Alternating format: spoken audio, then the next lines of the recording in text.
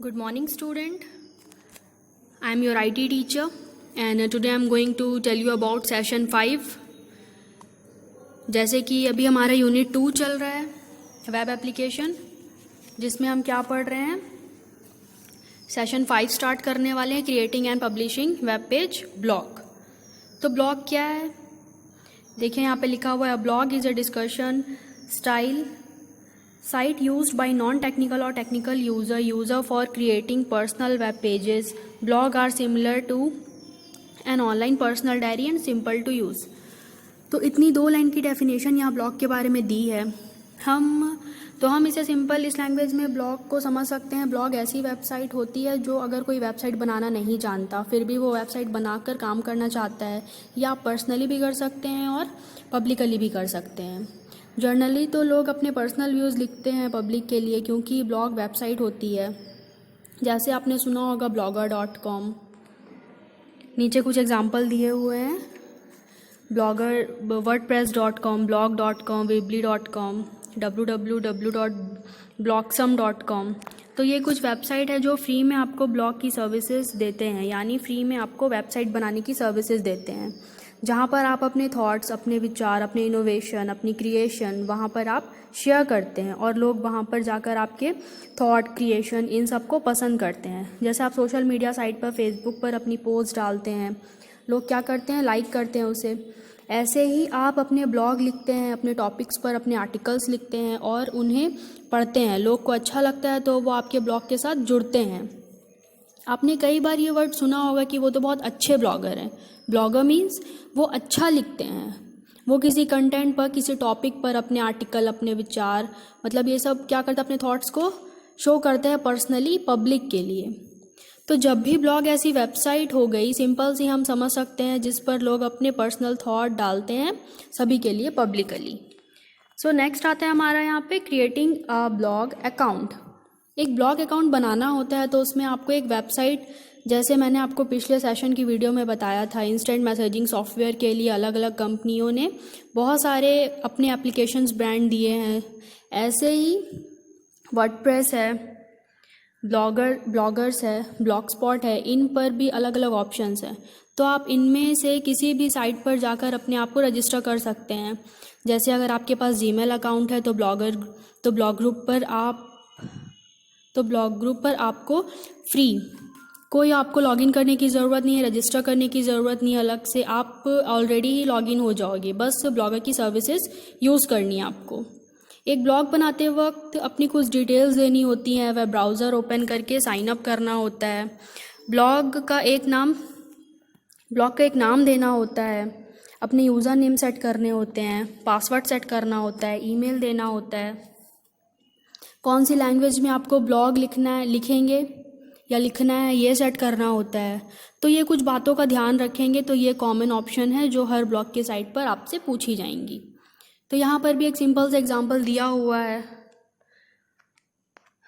आप देख सकते हो। वेबप्रेस के साइट से अगर आप ब्लॉग बनाते हैं तो आपको कोई पोस्ट क्रिएट करनी है तो राइट पोस्ट पर क्लिक करते हैं, टाइटल बार पर आप टाइटल डाल देंगे और फिर डिस्क्रिप्शन लिख देंगे। तो इस तरीके से आप ब्लॉग पर भी कमेंट शेयर कर सकते हैं और अपना कमेंट यहाँ पर डाल सकते हैं किसी के ब्लॉग पर। मेल आप रिक्वायर्ड कर सकते हैं, नेम डाल सकते हैं। तो ये जो भी आप वेबसाइट पर फिल डालेंगे वो चीज़ें यहाँ पर रिफ्लेक्ट होंगी और सामने वाला पर्सन आपके ब्लॉग को पढ़कर अपने रिव्यूज़ देगा, आपके कमेंट पर, यानी आपके दिए हुए व्लॉग पर भी कमेंट कर सकता है। तो these things are called blog. So अब हम आते हैं session 6, using offline blog editor. तो ब्लॉग को जनरली हम ऑनलाइन यूज़ करते हैं, जब हम इंटरनेट से कनेक्टेड होते हैं तभी हम ब्लॉग पर कोई पोस्ट डालते हैं। लेकिन ऐसा भी सॉफ्टवेयर आते हैं आपके पास, अभी करंट में आपके पास इंटरनेट नहीं है तो आप अपने ब्लॉग लिख दीजिए और जब इंटरनेट कनेक्टिविटी आएगी तो फिर वो आपके ब्लॉग पर ऑटोमेटिकली नेट पर अपडेट हो जाएगी। So if you don't have an active internet connection so you can create a blog offline. और ऑफलाइन के लिए 3 एप्लीकेशंस हैं जिसके नाम यहाँ पर दिए हुए हैं। फर्स्ट है क्यूमाना, सेकंड है विंडोज़ लाइव राइटर, थर्ड है ब्लॉग डेस्क। तो इन सब में आप अपना काम कर सकते हैं। क्यूमाना को कैसे लॉन्च करना है, तो अगर आपने क्यूमाना इंस्टॉल किया हुआ है तो सिंपल आप प्रोग्राम पर जाएंगे, क्यूमाना पर क्लिक कर दीजिए और यहाँ पर आप अपने ब्लॉग का एड्रेस डाल दीजिए, तो वो ब्लॉग यहाँ पर आपका सेट हो जाएगा। और सिंपली आप कोई नया पोस्ट बनाएंगे, नए पोस्ट का टाइटल दीजिए, डिस्क्रिप्शन दीजिए और पब्लिश कर दीजिए। तो पब्लिश करने के बाद जैसे ही नेट कनेक्ट होगा, जब भी कनेक्ट होता है, तो वो आपके कंटेंट, आपके जो ब्लॉग है, आपके आर्टिकल लिखा है, वो आपके ब्लॉग पर अपडेट हो जाएगा। तो यहाँ पर कुछ डायलॉग बॉक्सेस दी हुई हैं कि कैसे आपको क्रिएट करना है, न्यू पोस्ट पब्लिश कैसे करना है। ओके, सो अब हम आते हैं next session 7, online transaction. Online transaction, online shopping, इस सेशन में बात करेंगे। आज के टाइम पे बात करें तो सब ऑनलाइन हो गया है, बहुत सारी चीज़ें हम ऑनलाइन खरीदते हैं। कपड़े से लेकर इवन बहुत सारी चीज़ें हो गई हैं। जितने भी आइटम्स आप देखते हैं आपके आसपास, हर चीज़ें जो आप मार्केट से ख़रीदना पसंद करते हैं, वो आज आप घर बैठे ऑनलाइन मंगा सकते हैं। तो बहुत सारी ऐसी सेलिंग वेबसाइट बन गई है जहाँ पर आप कुछ भी ऑनलाइन ऑर्डर कर सकते हैं। ऑनलाइन ख़रीदने की जो प्रोसेस है, उस पर जब आप पेमेंट करते हैं तो उस प्रोसेस को कहते हैं ऑनलाइन ट्रांजैक्शन। ऑनलाइन शॉपिंग किसी भी ई कॉमर्स वेबसाइट से, कोई भी वेबसाइट हो सकती है, amazon.com हो सकता है, फ्लिपकार्ट हो सकता है। तो ऐसी किसी भी वेबसाइट का यूज़ आप ऑनलाइन ट्रांजैक्शन में करते हैं। और वेबसाइट से जहाँ यूज़ तो हम इनके ऐप्स का, मतलब वेबसाइट से हम ज़्यादा यूज़ इनके ऐप्स का करते हैं। आपके एंड्रॉयड फ़ोन पे या ये ऐप्स रहते हैं, आप इन ऐप्स पर ऑलरेडी काम करते हैं, इन ऐप से आप ट्रांजैक्शन भी करते हैं। जब से गवर्नमेंट ने UPI ज़्यादा अनेबल कर दिया है तो हमें और ज़्यादा ईज़ ऑफ एक्सेस हो गया। Debit card, credit card, internet banking, इन सब के अलावा भी और ज़्यादा एडवांस आकर के हम अपने मोबाइल नंबर की हेल्प से ही पेमेंट कर पाते हैं।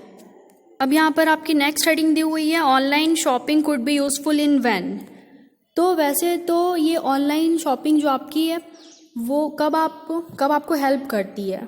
तो फर्स्ट यहाँ पे दिया हुआ, जब आपके पास स्टोर जाने का सफिशिएंट टाइम ना हो, या कई बार कोई मार्केट में प्रोडक्ट एक्सपेंसिव है लेकिन ऑनलाइन पर वो क्या है, सस्ता है, और आपके आसपास मार्केट में वो प्रोडक्ट नहीं मिल रहा है, तो वो आपको कई बार ऑनलाइन मिल जाता है।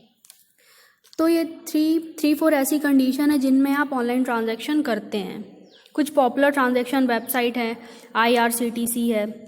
जब आपको रेलवे या फ्लाइट की टिकट बुक करनी होती है तो आप इस वेबसाइट का यूज़ करते हैं। फ्लिपकार्ट है, ईबे है, अमेज़ॉन है, रेडबस से आप बस की टिकट बुक करते हैं। तो ये कुछ वेबसाइट है जिन पर आप ऑनलाइन ट्रांजैक्शन करते हैं। फ्लिपकार्ट पे कैसे ऑनलाइन ट्रांजैक्शन होता है, उसका एक एग्जांपल यहाँ पे दिया गया है। आपको प्रोडक्ट के वेबसाइट पर लिस्ट आ जाएगी। ओके, फ्लिपकार्ट पर आप लॉगिन करेंगे तो क्या होगा, आपके प्रोडक्ट की वेबसाइट पर लिस्ट आ जाएगी। तो यहाँ पर आप तो वेबसाइट के बारे में बताया है। आप अपने मोबाइल फ़ोन पे, एंड्रॉयड फ़ोन के हेल्प से भी आप परचेसिंग करते हैं और यहाँ पर अपने ऑनलाइन ट्रांजैक्शन दोनों कर लेते हैं। नेक्स्ट हेडिंग आता है आपका, online transaction for booking rail tickets. ऐसी IRCTC की वेबसाइट पर यूज़र नेम और एक पासवर्ड होता है। हर ऑनलाइन ट्रांजैक्शन वेबसाइट पर आपको एक यूज़र ID पासवर्ड मिलता है। आप उससे कनेक्टेड होते हैं। आप अपने ट्रेन की इंक्वायरी कर सकते हैं और वहाँ पे आप इसको ईजिली बुक कर सकते हैं। ऑनलाइन ट्रांजैक्शन के बाद आता है आपका session 8, internet security. Okay, next session क्या है हमारा, सेशन 8, इंटरनेट सिक्योरिटी। क्योंकि ये भी ट्रांजैक्शन से रिलेटेड पार्ट है। ऑनलाइन ट्रांजैक्शन जब तक बेनिफिशियल है तब तक वो सेफ है। ठीक है, यहाँ पे क्या दिया हुआ, internet security is a branch of computer security specifically related to the internet, often involving browser security but also network security. Browser की भी सिक्योरिटी होनी चाहिए और नेटवर्क भी सिक्योर रहना चाहिए। तो आप मान के चलिए आप इंटरनेट सिक्योर को फॉलो करते हैं, आप इंटरनेट सिक्योरिटी को फॉलो करते हैं। बहुत सारे इनसिक्योर चैनल हैं, बहुत सारे फ्रॉड्स होते हैं। तो इन सब से बचने का तरीका है इंटरनेट को सिक्योर रखना। यहाँ पे दी हुई next line, online threat such as phishing, email spoofing, chat spoofing etcetera can increase the chance user getting compromise. बहुत सारे ऑनलाइन थ्रेट्स हैं जिन पे आप अपने कंप्यूटर को सिक्योर करना होगा, अदरवाइज़ वो आपके डेटा को ले लेंगे, चुरा लेंगे, आपके कंप्यूटर में इंस्टॉल करेंगे मैलवेयर्स को और आपके सिस्टम का डेटा हैक भी कर सकते हैं और डैमेज भी कर सकते हैं। तो ये आपके कई बार मेल्स आता है, आपकी लॉटरी लग गई है या कोई मैसेज आता है आपको, तो ये सब आपके चैट्स पर मेल्स हैं। ये सारे फ्रॉड मेल्स होते हैं जो आपके हैकर्स बैठे हुए हैं, वो आपके डेटा को हैक करना चाहते हैं, आपकी परमिशन लेकर ही आपसे ही ये काम करवा लेते हैं। ये सारे काम आपसे पॉसिबल हो जाते हैं जब आपका डेटा इनसिक्योर है या इनसिक्योर होता है, आपका इंटरनेट इनसिक्योर होता है। तो इन सब चीज़ों को हटा सकते हैं, तो आप इन सब चीज़ों को हटा सकते हैं कुछ चीज़ों का यूज़ करके। ठीक है, तो आप किस किस चीज़ों का यूज़ कर सकते हैं। यहाँ पे एंटीवायरस सॉफ्टवेयर अपने कंप्यूटर पे रखिए, एंटी स्पाईवेयर एप्लीकेशन रखिए, फायरवॉल्स अपने कंप्यूटर को स्ट्रॉन्ग रखिए, स्ट्रॉन्ग पासवर्ड का यूज़ कीजिए। तो ये कुछ बेस्ट प्रैक्टिस हो सकती है इंटरनेट पर आपको सेफ रखने के लिए। तो क्या बेस्ट प्रैक्टिस हो सकती है, लेट्स टॉक अबाउट इट। तो यहाँ पे दिया हुआ है नेक्स्ट आपका,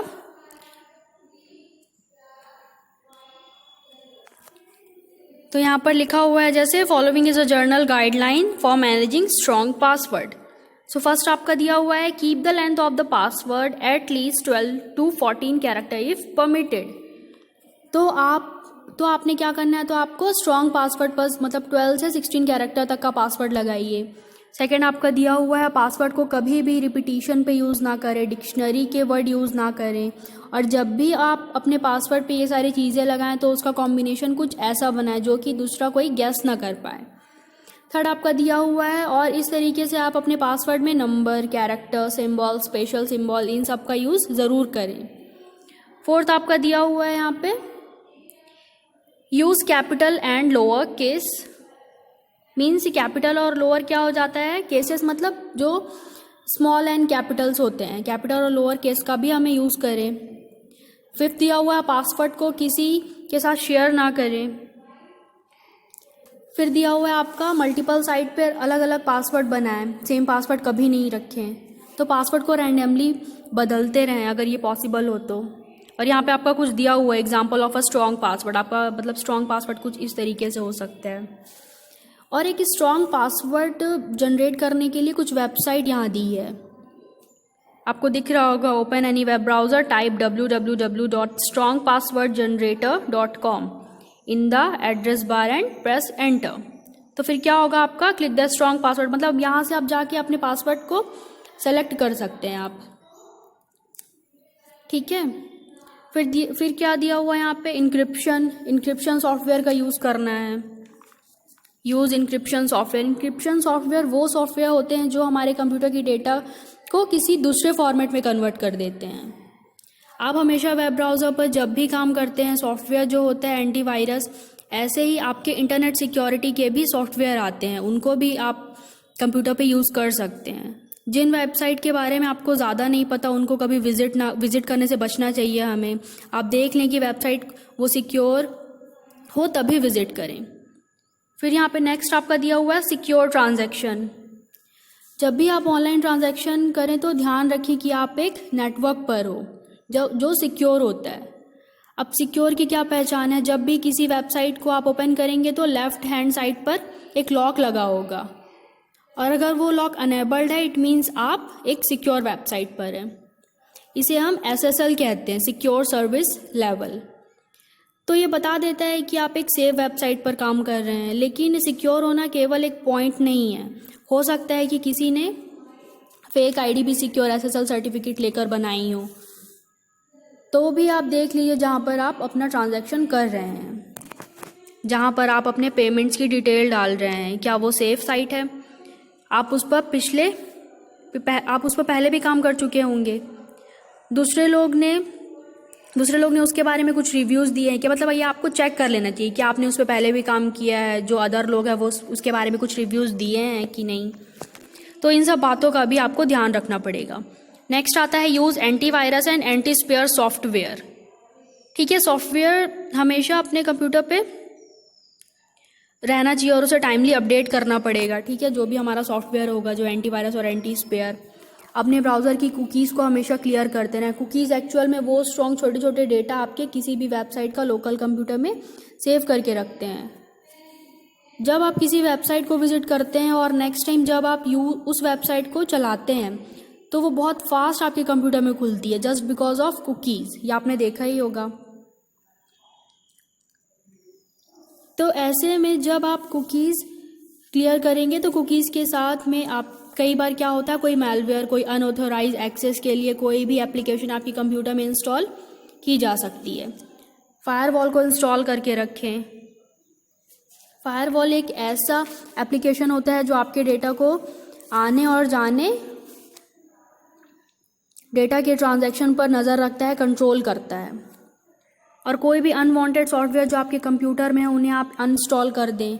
अननोन सोर्स जिसके बारे में आपको पता नहीं है, ऐसी कोई सोर्सेस से सॉफ्टवेयर मिलती है तो वो आपको यूज़ ना करें।